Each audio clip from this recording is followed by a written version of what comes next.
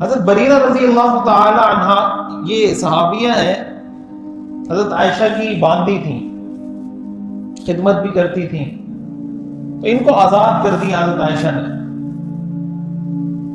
اب جب ان کو آزاد کیا تو شریعت کا یہ حکم ہے کہ اگر کوئی عورت باندی ہو، غلام ہو، اور اس کا مالک اس کو آزاد کر دے تو اس کو شریعت یہ اختیار دیتی ہے کہ تم اپنے شوہر سے اگر جدا ہونا چاہتی ہو کہ میں اس شوہر کے ساتھ نہیں رہنا چاہتی، جدا ہو۔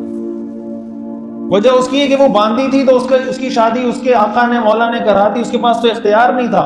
جب اس کے پاس اختیار آئے گا، شریعت اختیار دیتی ہے کہ تم الگ ہونا چاہو الگ ہو۔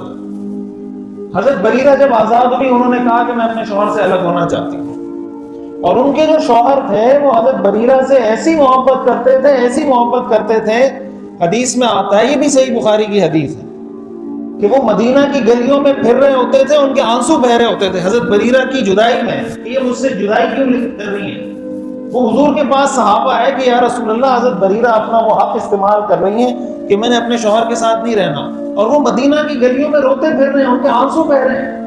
حضور علیہ السلام نے حضرت بریرہ کو بلایا اور فرمایا کہ وہ تم سے اتنی محبت کرتے ہیں تو تم کیوں ان سے علیحدگی اختیار کرنا چاہتی ہو؟ علیحدگی اختیار مت کرو، انہی کے ساتھ رہو۔ حضرت بریرہ عرض کرنے لگی یہ آپ کا حکم ہے یا مشورہ ہے؟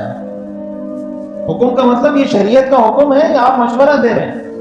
حضور نے فرمایا نہیں کہ حکم نہیں ہے، حکم تو وہی ہے کہ آپ کو اختیار حاصل ہے، میں مشورہ دے رہا ہوں آپ۔ حضرت بریرہ نے فرمایا مجھے اس مشورے کی کوئی ضرورت نہیں، میں نہیں رہنا چاہتا۔ حضور فرماتے تھے میں نے ایسا جوڑا نہیں دیکھا کہ مرد اتنی زیادہ محبت کرتا ہو اور عورت اتنی زیادہ نفرت کرتی ہو، میں نے ایسا کبھی دیکھا نہیں جیسے حضرت بریرہ کے کیس میں۔ لیکن حضرت بریرہ نے فرمایا میں نہیں رہنا چاہتی، نہیں رہی۔